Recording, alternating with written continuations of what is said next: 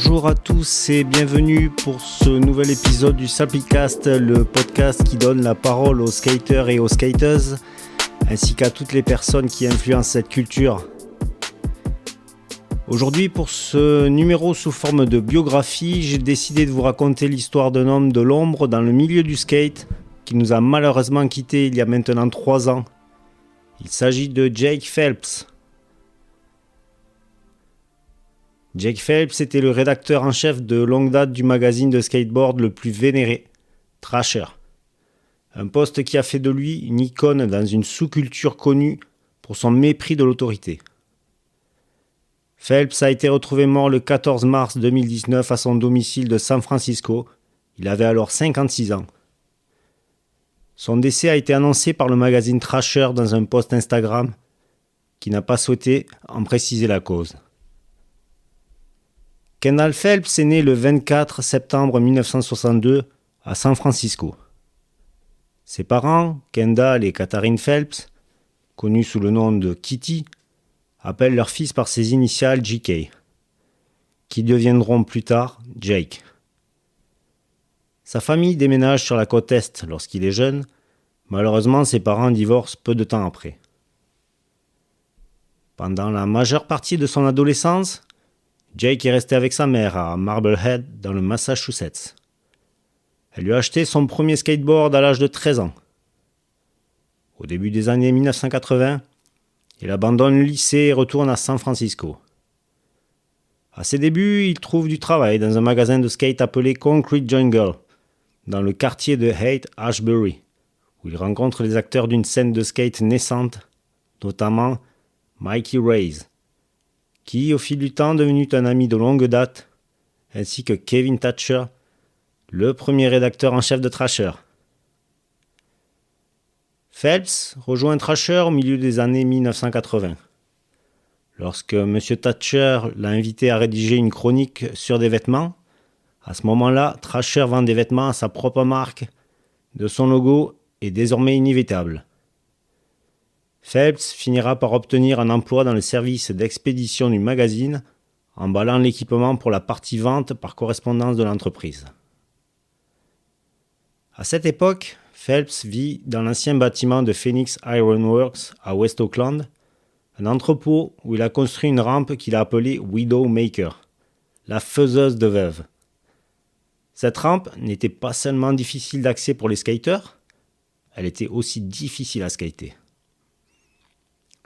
Phelps avait martelé la chape à l'aide d'une masse, si bien qu'elle était criblée de bosses. Elle émettait un son radieux lorsqu'on la skatait, avait déclaré Mickey Reyes. En 1993, Fausto Vitello, le père de Tony et l'un des fondateurs du magazine, a nommé Phelps pour remplacer Kevin Thatcher, le rédacteur en chef, en disant qu'il aimait son franc-parler et ses liens avec la scène du skate. Au fil des ans, Phelps s'est transformé d'un rédacteur en chef quelque peu traditionnel en une figure de proue. N'aimant pas le bureau, il préférait les voyages dits Hell Ride, qu'il effectuait avec des skateurs professionnels pour rédiger des articles de fond pour le magazine. Patrick O'Dell, un ancien employé de Thrasher, confie que Jake n'avait même pas d'ordinateur sur son bureau. Il n'avait pas d'adresse électronique et sa boîte vocale n'était même pas configurée. Tout comme nous avons besoin de nourriture et d'eau pour survivre, Jake avait besoin du skateboard pour faire circuler son sang dans ses veines, a écrit Tony Vitello, l'éditeur de Thrasher. Dans une interview, il cite « C'était plus qu'un passe-temps ou un moyen de transport pour lui, c'était réellement son oxygène ». Lors d'un entretien téléphonique, Vitello a déclaré que Jake Phelps serait incinéré avec son skateboard. Phelps a été à la tête du magazine Thrasher pendant la moitié de sa vie, une position qui lui a valu d'être à la fois aimé et détesté dans le monde du skate. Son magazine, mensuel basé à San Francisco, est tiré à environ 100 000 exemplaires et truffé de publicités, très instructif mais abrasif. Pour anecdote, Phelps a banni de ses pages les skateurs qu'il n'aimait pas et s'est moqué des autres lors de la remise des TAD Awards, cérémonie où les perdants sont malgré tout des gagnants. Son influence s'est exprimée le plus clairement par le biais du Sauti, Skater of the Year de Thrasher, le seul prix de ce type qui soit pris au sérieux dans le milieu du skateboard. Le magazine ne dévoile pas tout son processus de sélection du gagnant, mais tout nous laisse croire que la décision finale était toujours validée par Phelps.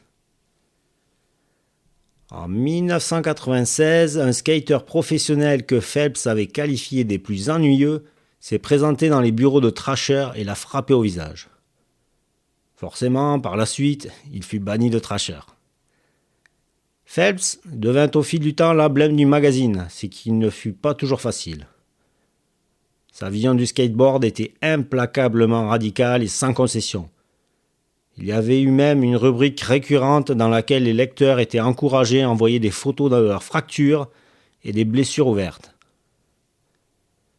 Et forcément, je ne pouvais pas faire de bio de Phelps sans faire référence aussi à son groupe de skate rock nommé Bad Shit, où il a officié en tant que guitariste, et leur mythique morceau All Hail Cardiel faisant forcément référence aussi au talentueux skater John Cardiel. Phelps aimait dévaler les rues vallonnées de San Francisco sur sa planche, une chose déjà très risquée lorsque l'on a 20 ans, sans parler de continuer à le faire à 50 ans. Il se rendait parfois à l'intersection de Dolores et de la 20e rue, aux petites heures du matin, attendait que les feux de circulation soient au vert et dévalait la colline. Un jour de 2017, Phelps, alors âgé de 54 ans, est tombé et s'est cogné la tête sur le trottoir assez violemment pour qu'il soit hospitalisé et fasse la une des journaux locaux. Phelps, durant toute sa vie, a passé beaucoup de temps dans les lits d'hôpitaux. Il a affirmé avoir un dossier médical de 290 pages, détaillant 7 opérations du genou, des fractures aux jambes, au bassin, à la clavicule, au pouce et au crâne. Il était assemblé avec beaucoup de broches et de vis, a déclaré M. Reyes. L'accès facile de Phelps aux analgésiques et à la consommation d'alcool, qui accompagnait son mode de vie, l'ont amené à lutter contre la toxicomanie. La sœur de Phelps, Mary Phelps, a décrit un large fossé entre l'homme en privé et celui qu'il était en public. C'était une personne vulnérable, profonde et réfléchie.